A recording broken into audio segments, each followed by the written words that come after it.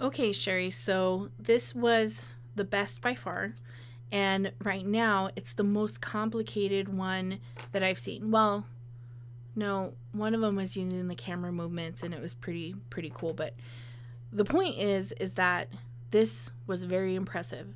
So I am super impressed with what you've done so far, and that you had way more movements than you needed to. You had a parallax scrolling.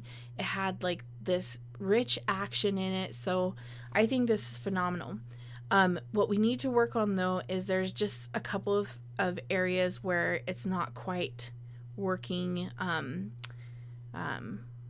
Well, not, yeah, where it's just not quite working. So we'll talk about that, and we'll try to go through these one by one. So what I did was I changed your frame rate to 6 frames per second, and that's going to help us break it down. So the first thing is you've got these boxes right here, and she just kind of runs across them.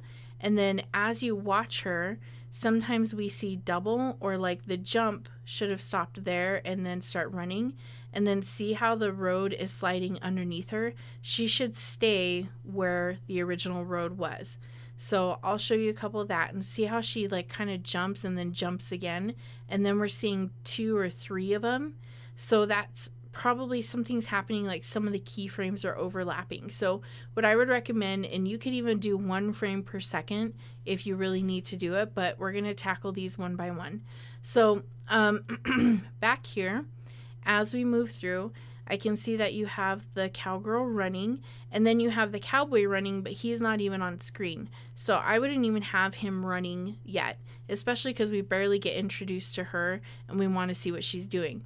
Now the thing with this is that you have her running for a little bit, but she's running over these boxes and she can't run necessarily over these gaps. So what I would recommend is either put more of the road here and lose the boxes, since you have so much happening over here anyway, or you're going to have to do a jump, run, jump, and when she jumps, she should land here and then start moving. So if we come over here, I think she triggers jumping right here, and then she lands. So the minute she lands, that's when she should stop jumping. See how you still have all this time right here? So we're going to pull this back, and actually we're going to try to highlight all of it. Let's see. We're going to click on this one, right click and do clear frame, or clear keyframe, and do all. And then we're going to try to click on this one right here and do insert. Where's the insert blank keyframe? We're going to do insert timeline. Why won't it let me? So function F7. No, what the?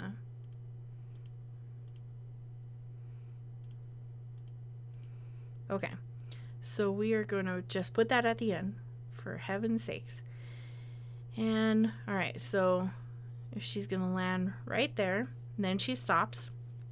Now she goes away, so we probably need to have her walk or run. So this is when we can bring her run back in here. So I can hit F6 to shoot.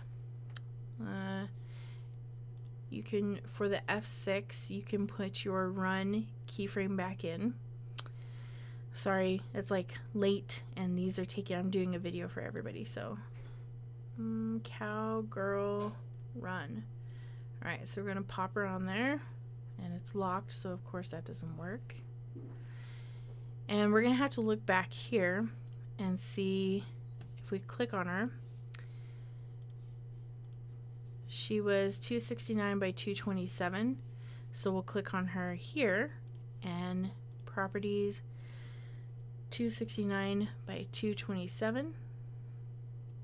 Okay, so we just need to adjust her where we want her to go. So we're going to look back here, see there's that huge leap, so we're going to bring her back here, and all right, so she advances forward, she starts running, and then we're going to hit insert timeline blank keyframe. So what that does is that makes it only last this certain amount of time. And then we can do insert motion tween, and then we can have her run from there to wherever she starts sliding. So see how the ground is sliding along underneath her, and that may or may not work. So let's go ahead and test that out. All right, so she jumps and then she should start running, and then she should start sliding, so that's good. So we saw a problem with the running. We can double click inside here, and what's happening is that you have these frames that are overlapping. So if we look at her and 200%, okay, so see how it's showing like all these other keyframes? It's because you have, if you look at frame 2, we have a keyframe on the second layer, but then also still this empty frame, or this frame right here. So we're going to click and remove frames on those second frames for each layer. Remove frames. Now, if you wanted each one of them to have 2, that's fine. You just need to, like, let's say I wanted this one to be 2. I would need to select both of those and then shift them down 1, because they can't overlap. They need to be just one right after the other. So let's go ahead and fix that. Right click, remove frame. And I'm just doing 1 right now because this is running, so I assume she's kind of moving faster. Now if she was doing something like walking, I might actually have the 2. So right click, remove frames. This video is gonna get long. I'm not going to show you this for all of your sprites, but that's what you need to do for all of them. So whether or not they're short and they have them stacked quickly, or you have 3, 3, 3, just make sure they can't overlap. So under this keyframe, there should be no other frames. Under this keyframe, we shouldn't see any other frames.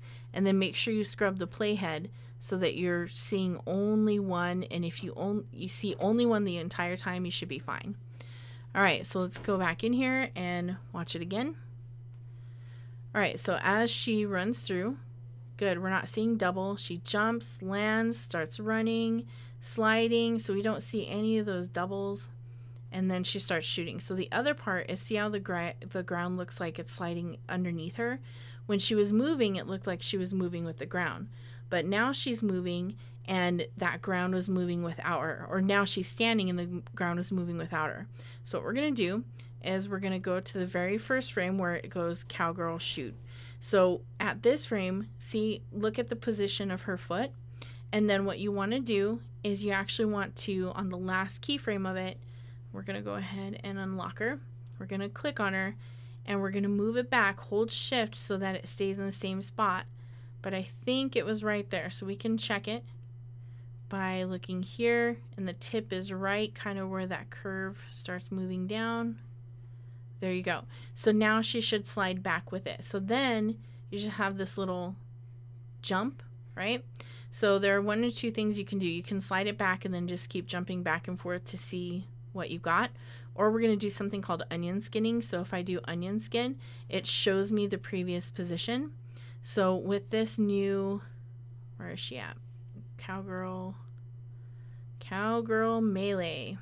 Okay, so we're gonna move that onion skin so it just shows me this position and that position. So now I'm gonna move her back here and just have her in the same exact spot.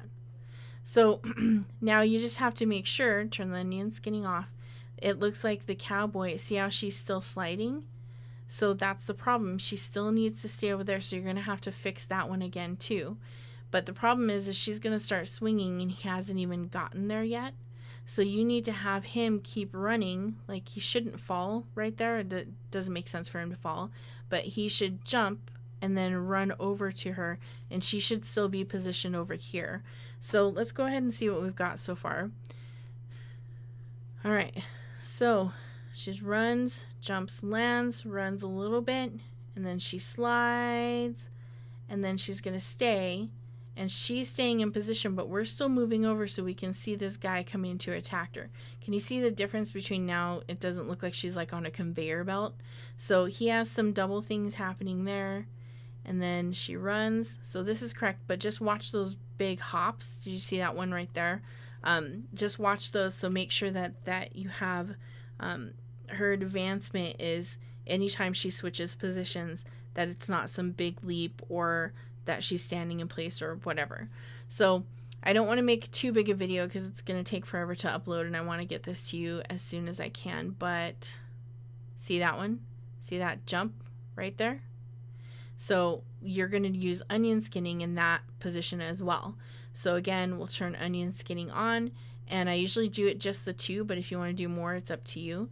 But now with that onion skinning, see, that's annoying. Whatever. What are you doing? Okay. It's being annoying. Okay. So this shows us where her last position was, so we can click on her. And we don't want her to be exactly in the same spot because then it looks like she hadn't advanced. So I'm going to go ahead and just nudge her with my arrow keys. And that looks like a little bit of an advancement, but now there shouldn't be such a big leap. So, but remember, every move you make means that, see, now she's jumping, but she doesn't clear necessarily that ledge. So you might need to lift her higher and then have her come run. Instead of being in the jump position right here, she should be running in this part of the ground, and there we go. So the background works perfect. The sequence is complex animation that was amazing, and you're doing a really good job. So don't be discouraged by this. And even though you said you're not a gamer, and there's a lot of people who take this class that aren't gamers or game designers, but this is why I do this. Not necessarily so that you can make your own game, but because it teaches you to manage the timeline and troubleshoot anytime you see glitches or things of that nature, and how to repace it and re-keyframe it and all those different things. So that's why I have this assignment in here, because it makes you better at working with the timeline.